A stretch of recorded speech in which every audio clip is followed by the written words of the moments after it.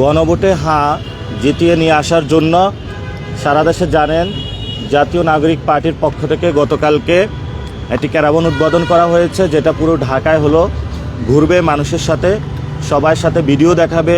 আমাদের হ্যাঁ ভোটের যে গানটা আমরা রিলিজ করেছি সেটা আমরা মানুষকে শোনাবো, মানুষের সাথে যোগাযোগ রক্ষা হবে আমাদের। তো এটা এই ক্যাম্পেইনের অংশ কর্মসূচি হিসাবে আজকে ঢাকা 8-এ আমরা 5টি থানায় এই গাড়ি নিয়ে ঘুরব।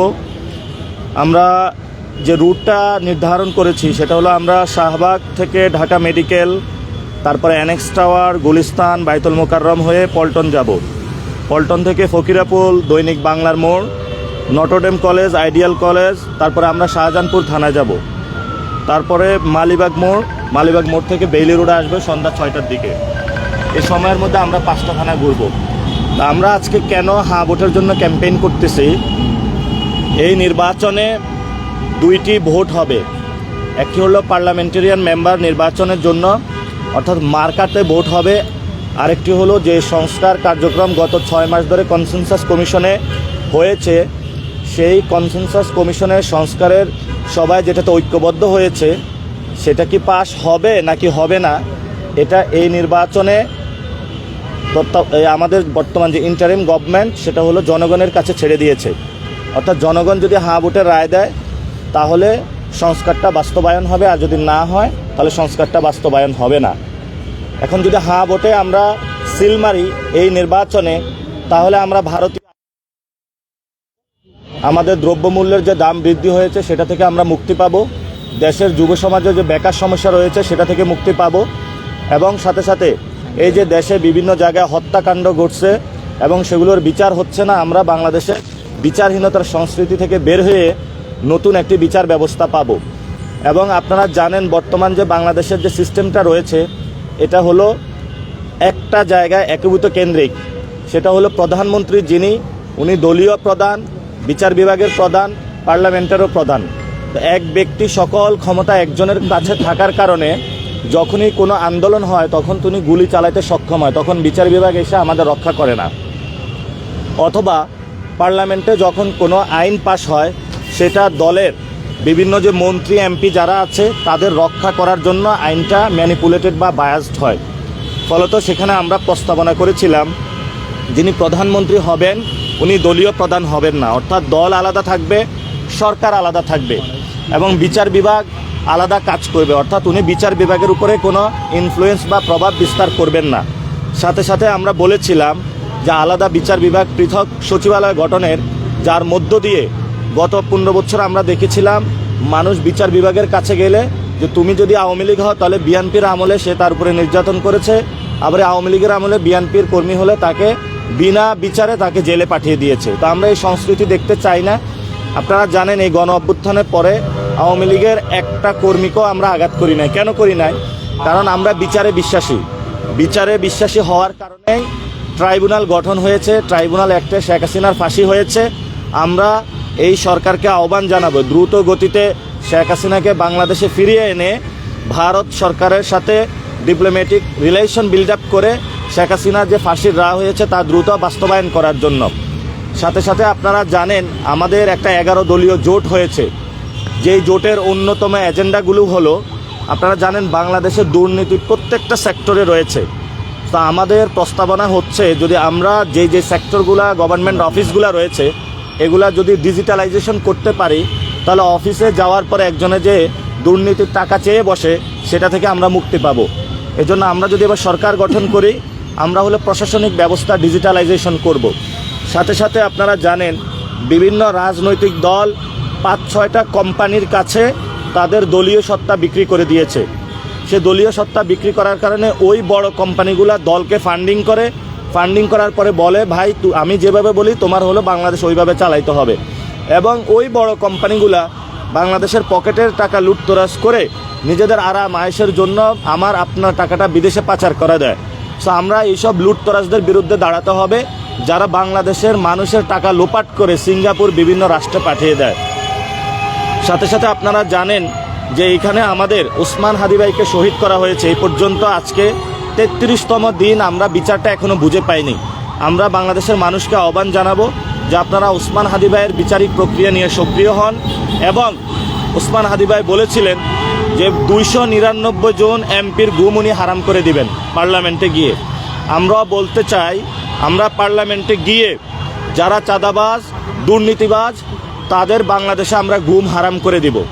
অনেকে আমার প্রতি অথবা আমাদের প্রতি প্রশ্ন রাখছে যে আমরা নাকি কটু কথা বলি, আমরা নাকি খারাপ কথা বলি। তো বাংলাদেশে আমরা যদি দুর্নীতির বিরুদ্ধে কথা বলি, চাঁদাবাজদের বিরুদ্ধে কথা বলি, বৈষম্যের বিরুদ্ধে কথা বলি, এটা নিয়ে আপনাদের এত গাত্রদাহ হচ্ছে কেন? তাহলে নিশ্চয় আপনারা এটার সাথে ইনভলভমেন্ট রয়েছে। আমরা বলবো আমরা একটি সুন্দর বাংলাদেশ চাই। এই যে ঢাকা শহরে গত 1 বছর হয়েছে গণ অভ্যুত্থানের পরে আমাদের যে বাস ব্যবস্থাগুলো আছে এখনো পরিবর্তন হয় নাই। আমরা ক্ষমতায় গেলে ঢাকা শহরে এই যে লক্কর জক্কর যে বাসগুলো রয়েছে, যেগুলো সিন্ডিকেট নিয়ন্ত্রণ করে, এই বাসগুলো সরিয়ে পাবলিক যে বাসগুলো ভালো ভালো বাস নামানোর চেষ্টা করব। কারণ আপনার আমার যারা মা বোন রয়েছে বাসে উঠলে তাদেরকে হ্যারাস করা হয় এবং এই হ্যারাসের কারণে অনেকে বাসে উঠতে ভয় পায়। এবং আপনারা ঢাকা শহরে বিভিন্ন জায়গায় দেখেছেন যে ফুটপাতে হলো দোকান বসিয়ে রাখা হয়েছে এবং এই দোকান থেকে কারো থেকে 200 টাকা, কারো থেকে 100 টাকা, কারো থেকে 300 টাকা। ফলত একজন মানুষ যখন ফুটপাত দিয়ে হাঁটতে চায় সে হাঁটতে পারে না। এবং শুধু এটাই নয়, ঢাকা শহরে বিভিন্ন জায়গায় যে আমাদের বাসার যে ময়লাগুলা নিচ্ছে সে ময়লা ব্যবসারও সিন্ডিকেট বসায় দিয়েছে। ফলত বিভিন্ন জায়গায় দেখবেন নাক চেপে ধরে বাসার সামনে দিয়ে যেতে হয়, অর্থাৎ সিটি কর্পোরেশন ময়লাগুলা ঠিক মতো নিয়ে যাচ্ছে না। তা আমরা আপনাদের জনগণকে আহ্বান জানাবো যে এই সব চাঁদাবাজ, দখলবাজ এই ময়লা ব্যবসার সাথে ইনভলভ হয়ে জনভোগান্তি সৃষ্টি করছে। আপনারা প্লিজ বাসা থেকে বের হয়ে ময়লাগুলা ওই সব চাঁদাবাজদের বাসার সামনে রেখে চলে আসবেন। তাদেরকে উচিত শিক্ষা দেওয়া প্রয়োজন। কারণ আপনার যদি বর্জ্য ব্যবস্থাপনা ঢাকা শহরে ঠিক না থাকে তাহলে আমাদের জনজীবন যেটা রয়েছে সেটা ব্যাহত হবে। এবং আপনারা জানেন যে একজন মানুষ মধ্যবিত্ত ফ্যামিলির সে যখন তেল কিনতে যায়, সয়াবিন তেল কিনবে বাসার জন্য, তেলের দাম বেড়ে গিয়েছে। বাণিজ্য উপদেষ্টা বলেছেন উনি অসহায় সিন্ডিকেটের কাছে। তো কারা এই সিন্ডিকেট? আমরা বলবো এটা জনগণের সামনে আপনারা প্রকাশ করুন। কারণ আমাদের জীবন নাবিশ্বাস হয়ে যাচ্ছে। গ্যাসের দাম বেড়ে গিয়েছে, তেলের দাম বেড়ে গিয়েছে, বিভিন্ন পণ্য দ্রব্যের দাম বেড়ে যাচ্ছে। তা আমরা দ্রুত সরকারকে বলবো জীবন ক্রয় ক্ষমতার মধ্যে আপনারা এইসব দ্রব্য মূল্যের যে দাম আছে সেটা নিয়ে আসুন।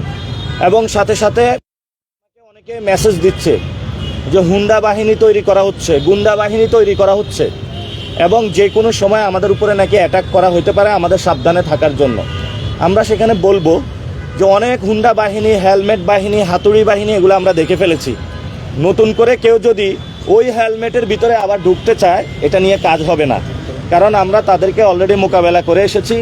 আমরা ঢাকা শহরকে, ঢাকাবাসীকে আহ্বান জানাবো যে আপনারা ঢাকাতে যারা চান্দাবাসী আছে চান্দাবাসীকে আপনারা প্রতিরোধ করুন। কারণ ঢাকার যে ঐতিহ্য রয়েছে এই ঐতিহ্যের সাথে চান্দাবাসী যায় না, দুর্নীতিবাজ তারা এই ঢাকাবাসীর সাথে যায় না। এবং এই ঢাকাবাসীর যে বিভিন্ন জায়গায় সমস্যা রয়েছে, ঢাকাতে অনেকে এসে চাকরি করে, স্কুলে বাচ্চা ভর্তি করায়, বাচ্চা ভর্তি করাতে গেলে বলে যে তোমার বাচ্চা কি অমুক এমপির সাথে রিলেটেড আছে, অমুক এমপির কল লাগবে, অমুক সচিবের কল লাগবে। তো ওনার বাচ্চা হলো পড়াশোনা করে বাসায়, তাহলে তো সারাদিন এমপি মন্ত্রীদের পিছনে হলো শোডাউন দিবে। এই জন্য বিভিন্ন স্কুলের যারা প্রধান শিক্ষক রয়েছেন, গভর্নিং বডিতে যারা রয়েছেন, আমরা আপনাদেরকে আহ্বান জানাবো দেশের যারা ভবিষ্যৎ, আমাদের শিক্ষিত জনগোষ্ঠী যারা হবে, বাচ্চা সন্তানদের ভবিষ্যৎ নষ্ট করবেন না। এটা ডিরেক্ট একটা বাচ্চা সন্তানকে হত্যা করার চেয়েও ভয়ঙ্কর। আপনি তার শিক্ষা ব্যবস্থার পথরুদ্ধ করে দিচ্ছেন। এবং আপনারা জানেন আপনি যদি অসুস্থ হন ঢাকা শহরের একটা ভালো হসপিটালে যাইতে পারবেন না, গেলে আপনার কাছে টাকা চাওয়া হবে এবং সেই টাকা আপনার পকেটে নাই। আপনি ঢাকা মেডিকেলে যাবেন, প্রথমে নাকটা বন্ধ করে যেতে হবে। ওইখানে বিশ্রী ময়লা, ওয়াশরুমগুলো অব্যবস্থাপনা, ডাক্তার পাওয়া যায় না, নার্স পাওয়া যায় না, দিলেও 2টা নাপা ট্যাবলেট দিয়ে ধরায় যায়। এই হলো আমাদের স্বাস্থ্য ব্যবস্থা। এখন এই সকল জিনিস পরিবর্তন করতে হলে আমাদের এই ইলেকশনে গণভোটে হাত হাতে সিল মারতে হবে। যদি আমরা হাতে সিল মারি তাহলে আমাদের জীবনযাত্রার মান উন্নয়ন হবে। যে বিষয়গুলো বললাম এগুলো নিয়ে ইনশাল্লাহ আমরা কাজ করব। আজকে আমরা এই গাড়ি নিয়ে 5টা থানায় যাব, মানুষের সাথে কথা বলবো, মানুষের মনোযোগ দৃষ্টি আকর্ষণের চেষ্টা করব যাতে আমরা গণভোটে হাত সিল মারি এবং বাংলাদেশটাকে পরিবর্তন করি। আপনাদের কোনো প্রশ্ন থাকলে এখন করতে পারেন, আমরা উত্তর দেব। আমার একটা প্রশ্ন আছে, আমি জায়গা থেকে এই যে আপনাদের যে ক্যারাভানটা উন্মোচিত হলো হ্যাঁ ভোটের পক্ষে আসলে ভোট নেওয়ার জন্য, কিন্তু আমরা দেখছি যে বিএনপির অনেক প্রার্থী তাদের নির্বাচনী প্রচারণায় সরাসরি না ভোট দেওয়ার জন্য আসলে ভোটারদের উদ্বুদ্ধ করছে। এটা নিয়ে আপনাদের এনসিপির যারা প্রার্থী রয়েছেন আপনাদের ভাবনাটা আসলে কি? আসলে না ভোটের যে ক্যাম্পেইন, এই না ভোটের ক্যাম্পেইনের মধ্য দিয়ে আওয়ামী লীগ ফিরে আসবে।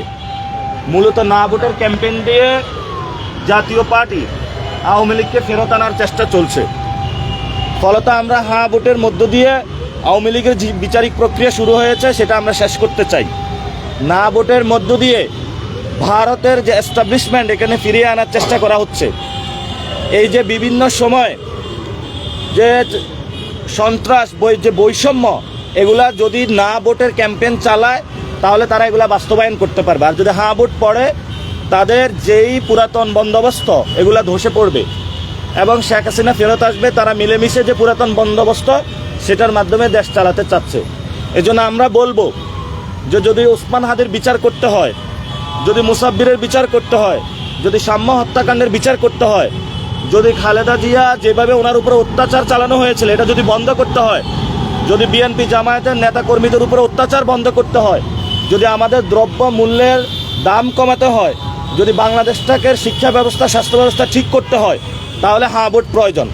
যারা এই নতুন ব্যবস্থা চাচ্ছে না তারাই না ভোটের ক্যাম্পেইন করতেছে। আমরা তাদের প্রতি আহ্বান জানাবো, সুযোগ এসেছে, বাংলাদেশপন্থী হন। বাংলাদেশপন্থী কথা বলে বাংলাদেশ বিরোধী রাজনীতি করবেন না। আমরা এই হ্যাঁ ভোটের মধ্য দিয়ে সত্যিকার অর্থে বাংলাদেশ পন্থা বাংলাদেশে প্রতিষ্ঠা করতে চাই। ভাই, আপনি নির্বাচনী